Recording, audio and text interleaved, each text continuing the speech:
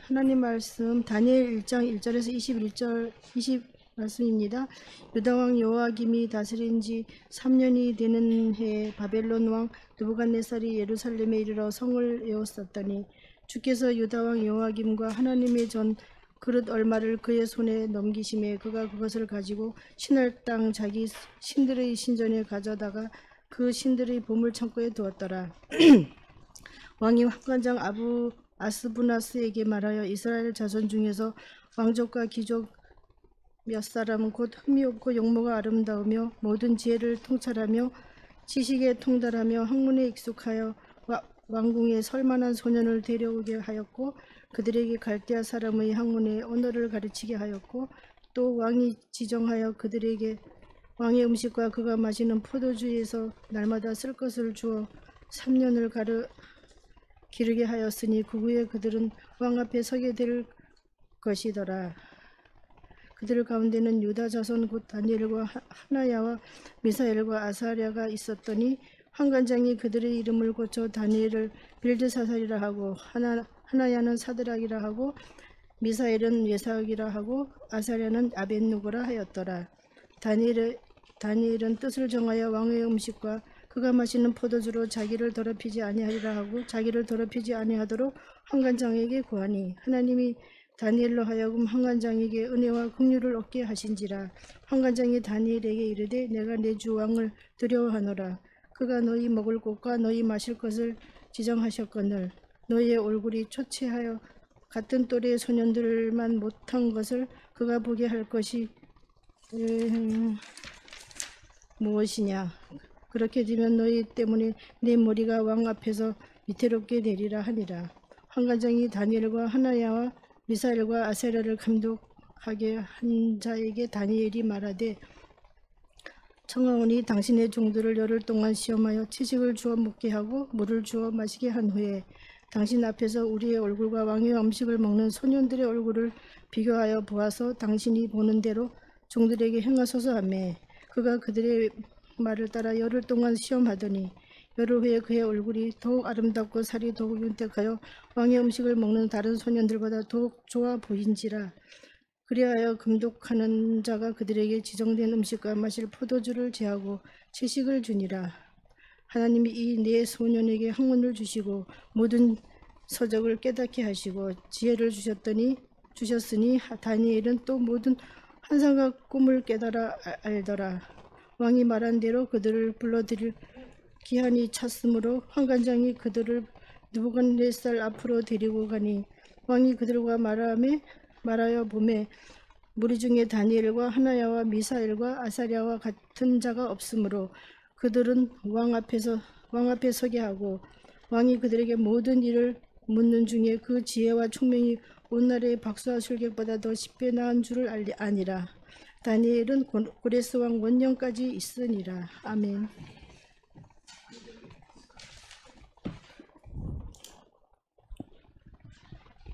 오늘 말씀의 제목이 힘든 세상 차분한 삶으로 살기 뜻을 정하기 이렇게 말씀 잡았는데요.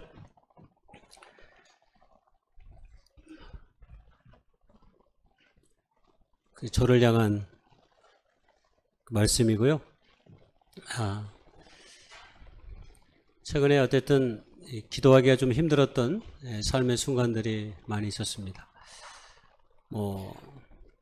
단순히 사회적으로, 정치적으로, 역사적으로 그런 것뿐만 아니라 오늘 이 시대가 너무나 급변하게 세상이 변화가고 있는데 나는 어떻게 이 급변하는 세상의 한가운데서 바르게 살아갈 수 있을까 하는 그런 질문들을 최근에 많이 스스로 하게 되었습니다. 세상이 아무리 시끄럽고 아무리 어지러워도 우리의 모든 삶이 길을 잃으면 안 되겠다라는 생각이 제 안에 많이 있었고 그런 가운데 기도하면서 성경을 읽다가 오늘 이 다니엘서 1장의 말씀을 통해서 저에게 많은 위로가 되고 또 소망이 되었습니다.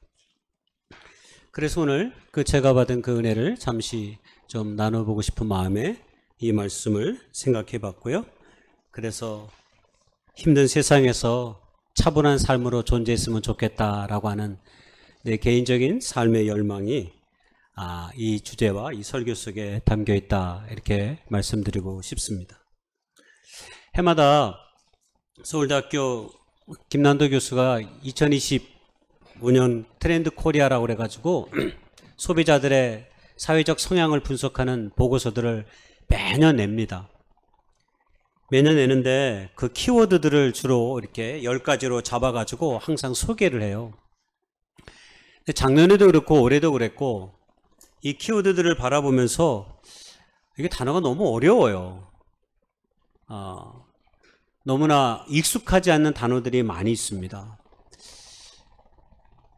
같은 세상에서, 같은 사회 안에서 살고 있는데 굉장히 아직도 낯설고 또 그것이 두려운 마음으로 우리에게 다가오는 개념의 언어들이 굉장히 우리도 모르게 많이 있구나 하는 생각을 해보게 되면서 하나의 정보를 아는 것의 기쁨이 예전에는 많이 있었는데 지금은 아는 지식의 기쁨보다는 과연 이 시대를 우리가 바르게 따라갈 수 있는 것인지, 아니 또 따라간다는 게 과연 뭔지 하는 그런 생각을 더더욱 많이 갖게 되었습니다. 2주 전에는 중국의 스타트업 인공지능 딥시크라는 게 개발이 되어 가지고 인공시장의 패러다임을 변화를 불러일으켰습니다. 그래서 미국과 한국에 비롯한 많은 나라에서 경제가, 주가가 한꺼번에 폭락당하는 일이 벌어졌습니다. 왜냐하면 지금 인공지능의 대표적 주자는 엔비디아인데 이 엔비디아보다 훨씬 더 저렴한 비용으로 성능과 비용 절감을 이루어냈다라고 하는 중국의 저 스타트업 인공지능 딥시크가 그래서 파란을 일으켰기 때문입니다. 제가 책을 갖고 오려다 안 갖고 왔는데 제가 작년 12월에 인공지능을 가장 쉽게 가르쳐주는 책 한 권을 샀습니다. 포장이 돼 있는. 근데 그 책을 왜 샀냐면 그 책을 서점에서 딱 펼쳤는데 이 한글로 쓰여져 있는데 물론 가로 영어도 있지만 이게 도대체 개념이 확 안 다가오는 거예요. 제가 인문사회 역사에 관심이 많습니다. 그래서 자주 들여다보는데 굉장히 낯선 조합의 언어들이 막 펼쳐져 있는 거예요. 야, 사람들이 인공지능 하는데, 그리고 우리가 핸드폰 인공지능이 대표적으로 내재되어 있는 이걸 사용하고 있음에도 불구하고 잘 모르고 있구나 하는 생각으로 내가 이 책을 읽고 탐독하리라 하고 샀는데 여전히 포장 안 뜯고 그냥 있습니다. 왜냐면 약간 두려운 마음이 좀 있었어요. 일단은 서점에서 읽을 때 너무 어려웠어요. 너무 어려우니까 이것도 나이가 이렇게 먹어가지고 이렇게 어려운 공부를 또 해야 되는 거야? 인공지능에 대한 공부를 굳이 해야 되는 거야? 내가 이거 안 해도 우리 교회에서 목회하는데 아무 지장이 없을 것 같긴 한데 우리 교회 어르신들이라 뭐 인공지능에 큰 관심도 없을 테고, 예? 그래서 굳이 이 어려운 걸 내가 알아야 되나? 뭐 이런 생각도 하게 되고, 그러면서 그래도 목회자가 시대를 분별할 수 있는 은혜가 있지 않으면 안 되겠다라는 생각이 들어서 사긴 샀는데 아직 뜯어보지를 못했습니다.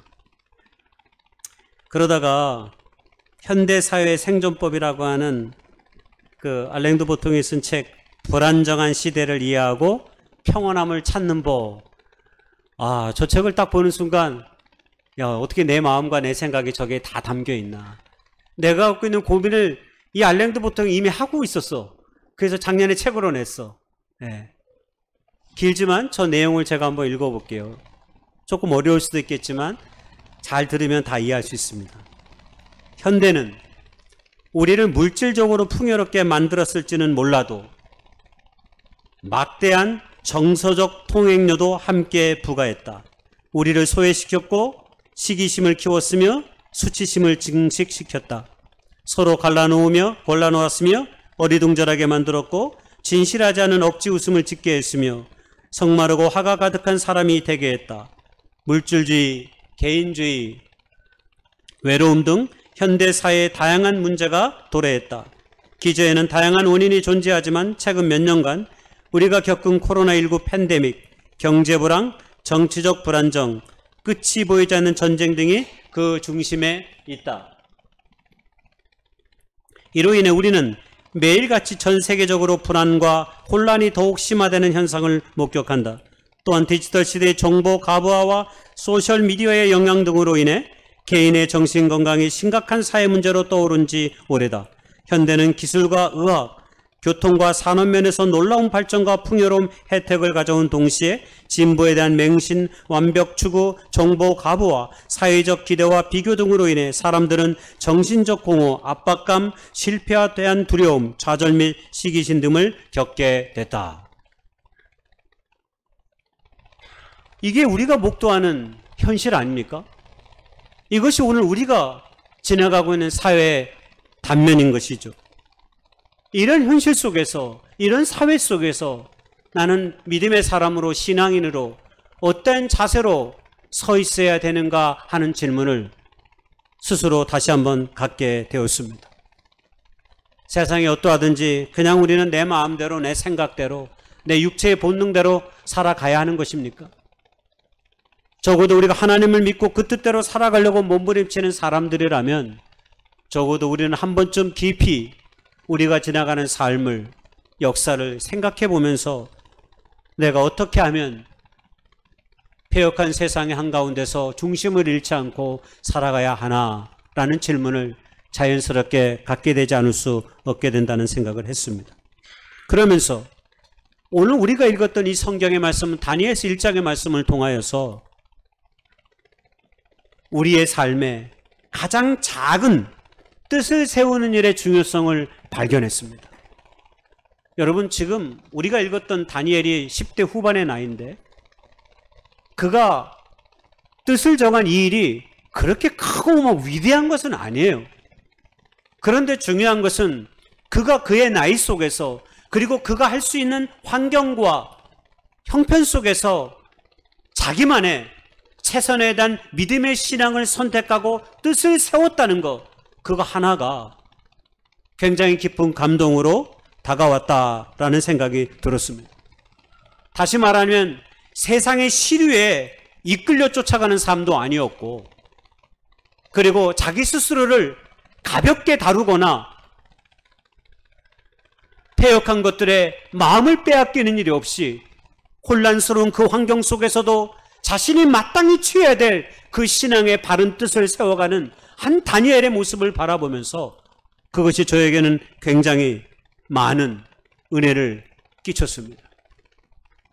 어렵고 힘든 상황일수록 내 삶의 작은 하나님의 뜻을 하나쯤 세우고 그 뜻을 이루어가고 만들어가는 신앙의 고투야말로 오늘 우리에게 가장 필요한 것들이 아닐까 하는 생각을 하게 된 것입니다. 그래서 180일 성경 통독하자고 한 겁니다. 나부터가 처음에는 저 혼자 할 생각이었어요. 물론 성경을 읽지만 딱 시간을 정해주고 하진 않았거든요. 그런데 이번에는 작은 것이라도 시한을 정해놓고 하면 조금 더 책임 있게 내가 그 뜻을 이룰 수 있지 않겠느냐 하는 마음을 제 스스로 가졌어요. 그러다가 기도하다가 야, 그럼 왜 너 혼자 해? 이왕에 할 수 있으면 같이 하면 더 좋지. 하나님이 그런 마음 주셔서 같이 합시다 그랬는데 7분만 신청했습니다. 아직 제 마음이 여러분의 마음에 와닿지 않았는데 내일부터 할 겁니다. 오늘 이 시간 이후에 마음에 큰 감동이 오거나 큰 결단이 필요하신 분들은 오늘이 다 지나가기 전에 저에게 카톡을 보내주시면 이미 카톡방이 만들어졌지만 함께 할 수 있습니다. 내일부터 시작합니다. 내일부터. 제가 태국에 가지만 태국에서 본문의 내용을 그대로 올릴 겁니다. 여기 오늘 읽어야 될 차례입니다. 라고 하면 읽으시면 돼요. 지금 이 순간에 손들으라고 말하지는 않겠습니다. 어떤 것이든 하나님 안에서 내가 할 수 있는 일을 하면 됩니다. 그 중에 하나가 성경을 읽는 일이에요. 여러분, 우리가 예수를 믿고 교회를 다닌 지 얼마나 오랜 세월이 지났습니까? 한국의 그리스도인들이 교회를 오래 다녀도 성경을 한 번도 안 읽은 사람이 몇 프로쯤 될까요?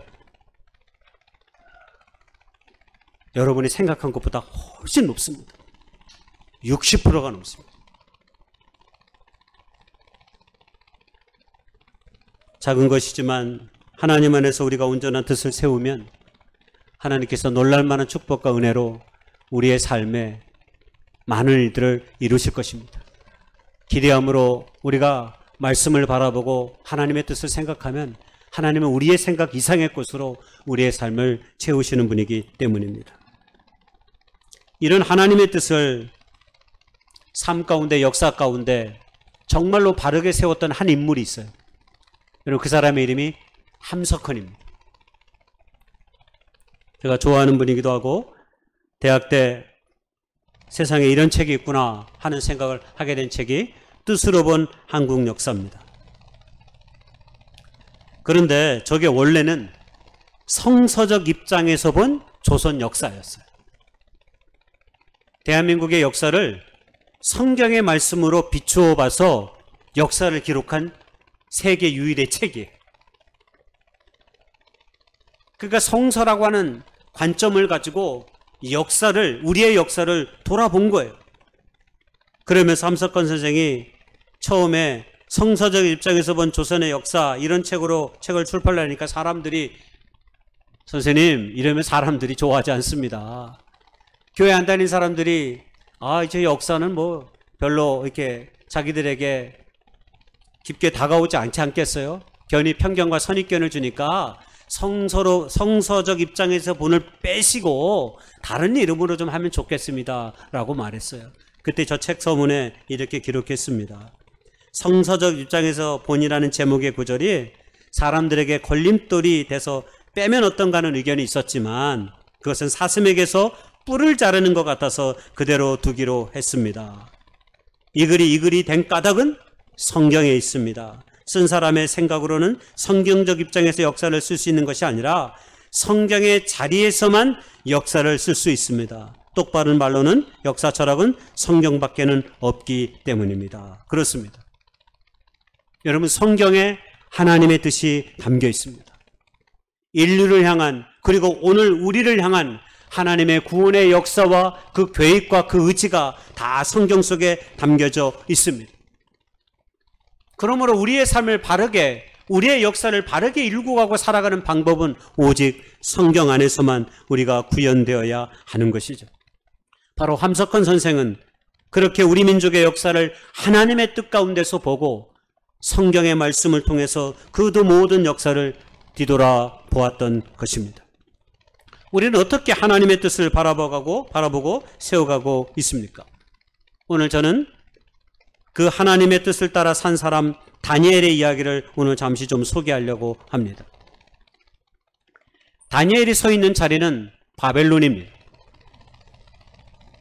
이스라엘 민족은 아시리아와 바벨론에 의해서 정확하게 하면 605년에 남유다가 바벨론에 의해서 멸망을 당했습니다. 그래서 유다의 모든 좋은 것들이 다 바벨론으로 옮겨져 왔습니다. 왕국의 보물들과 진귀한 보석 그릇들, 모든 것들이 말입니다. 그런데 바벨론에 동화 정책이 있었습니다.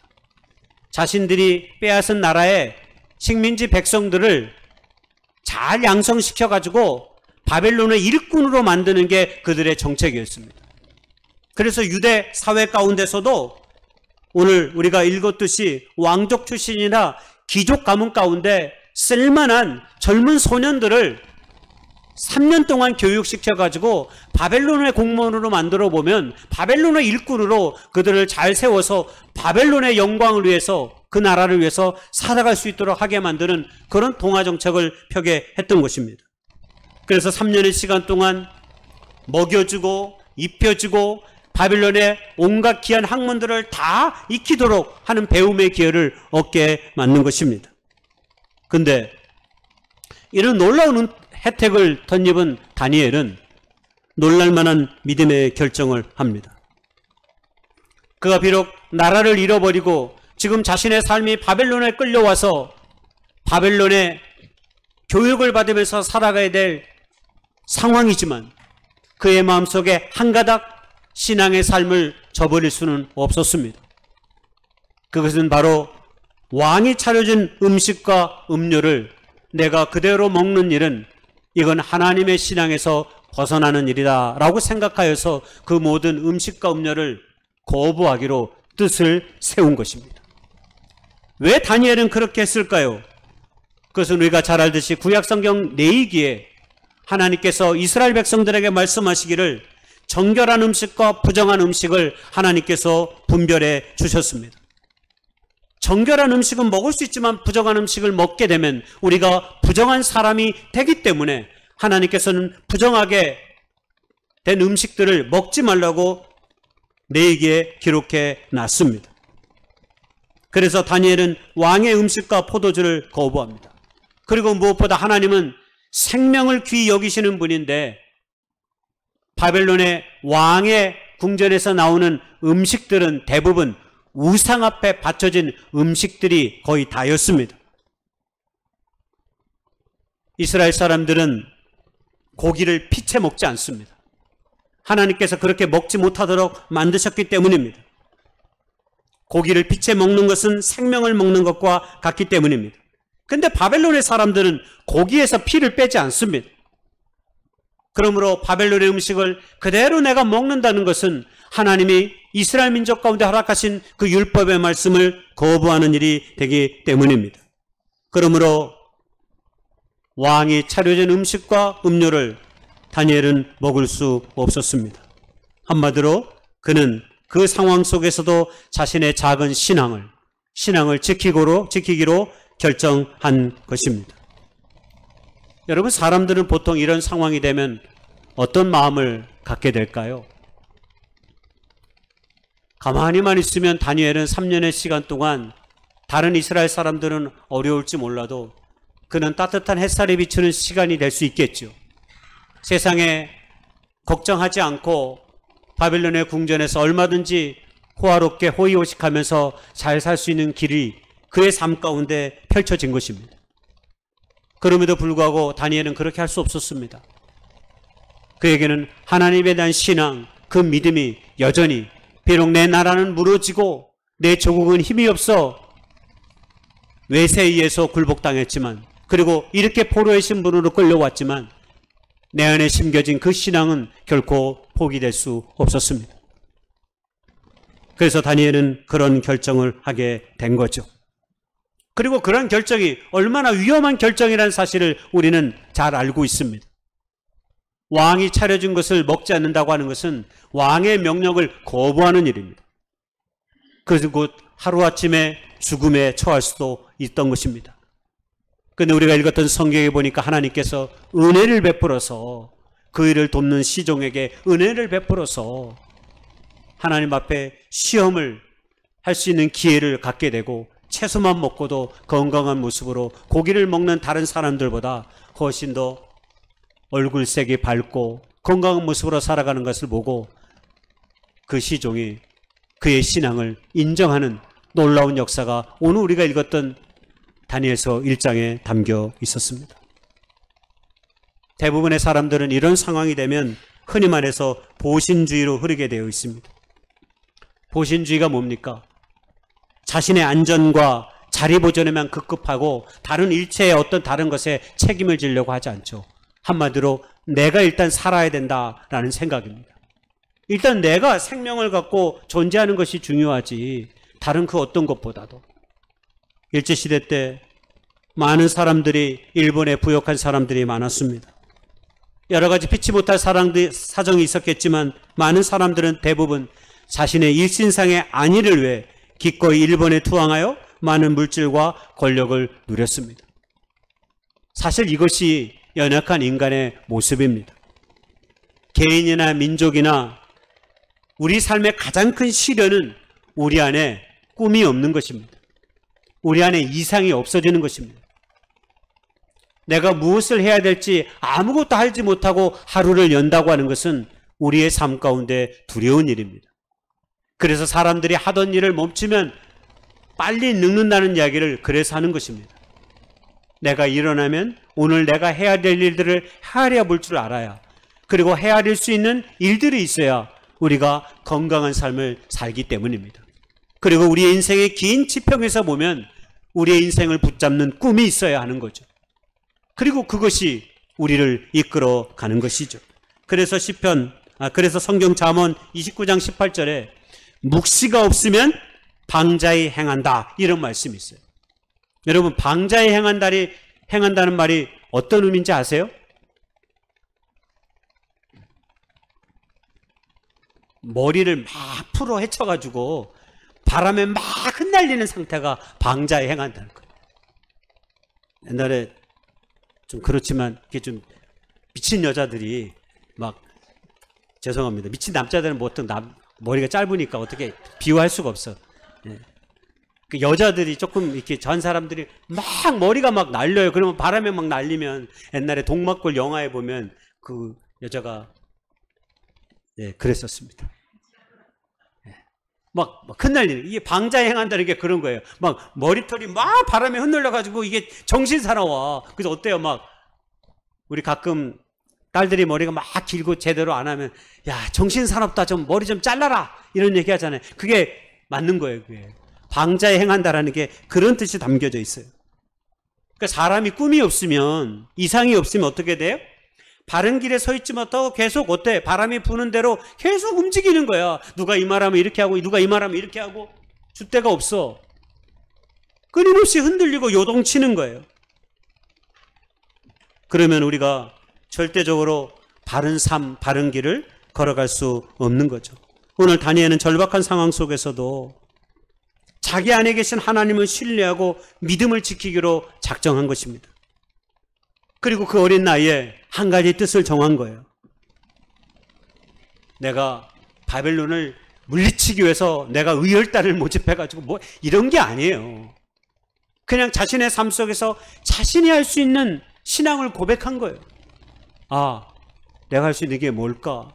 아, 왕이 차려준 이 음식이 우상 앞에 바쳐진 것이 너무나 분명한데 내가 이것을 먹으면 안 되겠다라고 하는 그 작은 결정한 겁니다. 그렇지만 쉽지는 않지요. 왜냐하면 자칫 그가 받은 모든 환대, 바벨론이 자기들에게 베푼 그 모든 호의, 이 모든 것들이 하루아침에 무너질 수 있고 생명을 잃어버릴 수 있는 또 기회가 되기 때문입니다. 그런데 그런 믿음의 결정이 얼마나 많은 하나님의 은혜와 긍휼과 지혜를 통해서 빛나게 하셨다라고 하는 것을 우리가 1장 마지막 절에 읽지 않았습니까? 왕 앞에서도 인정을 받게 만들었다라고 하는 겁니다. 그렇습니다. 하나님 안에서 뜻을 정하면 나아가는 것입니다. 하나님께 맡기는 것입니다. 내가 이것을 할 수 있을까? 염려할 수 있습니다. 당연히 걱정이 됩니다. 그러나 작은 뜻이라도 세우고 그것을 이루려고 몸부림치면 하나님께서 하나님의 뜻대로 우리의 일들을 이루실 것입니다. 그런데 아무런 계획도 세우지 아니하고 계획을 세웠어도 내가 무엇인가 행하기에 끊임없이 주저한다면 여러분, 아무런 역사가 일어나지 않을 것입니다. 계획을 세우고 그 계획이 어떤 것이든 작은 것이라도 내가 몸부림쳐 행하려고 하면 하나님께서 반드시 거기에 걸맞는 역사의 일들을 이루어 갈 것입니다. 특별히 자신의 안위를 넘어서 하나님의 뜻에 순종할 때 하나님의 일하심을 우리가 반드시 우리의 삶 가운데 경험하게 될 것입니다. 그러나 하나님께 맡기지 않으면, 뜻을 세우고 하나님께 맡기지 않으면 아무런 일들이 일어나지 않는다는 사실을 꼭 기억할 수 있기를 바랍니다. 제가 조찬미라고 불리는 우리 교회에 왔던, 연평원 씨와 함께 왔던 그 요게벳의 노래를 참 좋아합니다. 저 노래를 좋아하게 된 이유는 우리가 잘 알듯이 출애굽기 2장의 배경 때문입니다. 이게 모세와 탄생과 관련되어 있잖아요. 요게벳은 모세의 어머니잖아요. 그때 바로가 이스라엘 백성들의 숫자가 많이 늘어나니까 불안해지기 시작했어요. 그래서 남자아이들은 태어나는 대로 다 죽여버리라고 하는 명령이 떨어졌어요. 근데 그 가운데 모세의 어머니 요게벳이 셋째 이 아들을 낳는데 그게 모세입니다. 성경은 너무 잘생겼다라고 얘기했는데 거기서 말한 잘생겼다는 의미는 외모가 출중하다는 얘기보다 모든 것이 좋았다라고 하는 히브리어를 사용해요. 모든 것이 좋아 보이는 모세가 태어나서 석 달 동안 숨겼는데 더 이상 이 아이가 커가니까 숨길 수가 없는 거예요. 그래서 갈대 상자를 만들어서 나일강에 떠나 떠내려 보내는 거죠. 여러분, 그 어머니의 마음을 한번 헤아려 볼 수 있을까요? 갈대상자에 모세 아이를, 원래 모세가 아니지, 모세는 바로의 공주가 붙여준 이름이에요. 갈대상자의 아이를 내놓고 요게벳이 할 수 있는 최선의 선택이 저는 그것이었다고 생각합니다. 죽일 수도 없잖아요. 숨길 수도 없어요. 그러면 요게벳이 할 수 있는 뜻과 계획의 실천은 뭐겠습니까? 맡기는 것입니다. 이 아이가 죽을지 나일강에 떠나버리면 죽을 수도 있지 않을까요? 풍랑이 불고 바람이 한 번만 불어도 뒤집혀지면 아이는 그냥 죽어버려요. 그럼에도 불구하고 내가 더 이상 이 아이를 지킬 수 없기 때문에 하나님께 맡기지 않으면 이 아이는 그냥 죽을 수밖에 없는 운명입니다. 그러니 하나님께 기도하면서 갈대상자를 만들고 역청을 바르고 그 아이를 떠나 보내는 것으로 결정을 하죠.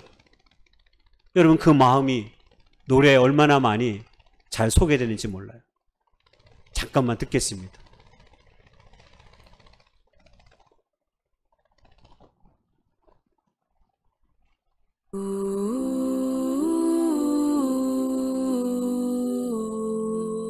(2분 5초부터) 틀어주세요. 2분 5초.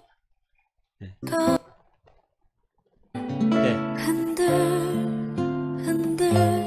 네. 흘러내려가는 그 상자를 보며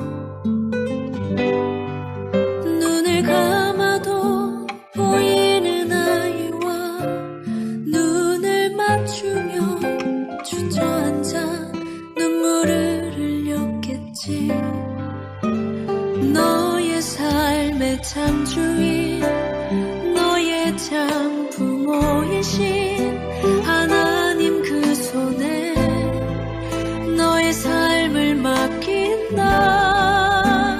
너의 삶의 참주인, 너를 이끄시는 주 하나님 그 손에 너의 삶을 드린다. 네, 됐습니다. 제가 이 찬양을 참 좋아하는데, 눈을 감아도 보이는 아이와 눈을 맞추며, 말이 안 되는데 말이 되잖아요. 이 땅의 모든 어머니들은 이 아이를 떠나보내면서 눈을 감아도 아이가 보인대요. 보일 수밖에 없죠.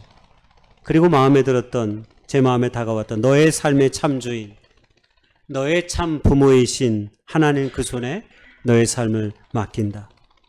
너의 삶의 참주인, 너를 이끄시는 주 하나님 그 손에 너의 삶을 드린다. 여러분, 이 땅의 부모도 아이들에게 모든 것을 해줄 수는 없습니다. 우리가 아무리 사랑하고 아무리 가까운 사람이라도 모든 것을 책임져 줄 수 없습니다. 반드시 어느 한 순간 우리의 그 무거운 짐을 하나님께 의지하며 우리의 모든 것을 맡길 때가 있습니다. 요게벳은 석 달밖에 안 된 그 아이를 갈대상자에 역청을 바르고 나일강에 떠나 보냅니다. 그 운명, 그 알 수 없는 운명, 그 모든 것이 오직 하나님에게 있음을 저 찬양은 우리에게 말해주고 있는 겁니다. 저는 요게벳이 할 수 있는 최선의 일을 했다라고 생각합니다. 그리고 그의 최선은, 그의 뜻과 실천은 결국 하나님의 마음을 감동시키고 하나님께서 하나님의 사람을 세워서 놀랍게도 요게벳이 바로의 공주를 통해서 어머니가 자신의 아들을 양육하는 놀라운 역사를 이뤄가는 것을 우리는 너무나 잘 알고 있습니다. 결론입니다. 패역한 세상을 지나갈 때에는 우리의 삶 가운데 작은 뜻이라도 세우는 것이 너무 중요하고 필요합니다. 특별히 하나님의 백성으로서 이의 자세와 마음을 잃지 않겠다고 하는 그것, 그리고 하나님의 영광을 어떠한 상황 속에서도 생각하며 살겠다고 하는 그 마음, 그리고 하나님의 그 거룩한 것들에 내 삶의 일부를 맡겨야 되겠다고 하는 것들, 여러분, 이런 것들이 우리의 삶과 신앙 가운데 고백되어진다면 아주 작은 것이라도 하나님이 기뻐 받으실 만한 그 일들을, 그것이 기도이든 그것이 하나님의 성경의 말씀을 묵묵히 읽어나가는 일이든 하나님의 영광을 위해 봉사하는 일이든 선한 사마리아 사역이든 그 어떤 것이든 하나님 안에서 거룩한 우리의 발걸음과 우리의 고백과 우리의 심정이 어떤 형태로도 증거되며 나타날 수 있는 그런 아름다운 다짐과 그런 실천의 삶들이 우리의 삶 가운데 있어질 수 있기를 무엇보다 소망합니다. 우리가 그렇게 나아가면 하나님께서 우리의 그 작은 뜻을 받으시고 하나님이 놀랍도록 우리의 일들을 책임져 주시고 이루어 가실 것입니다.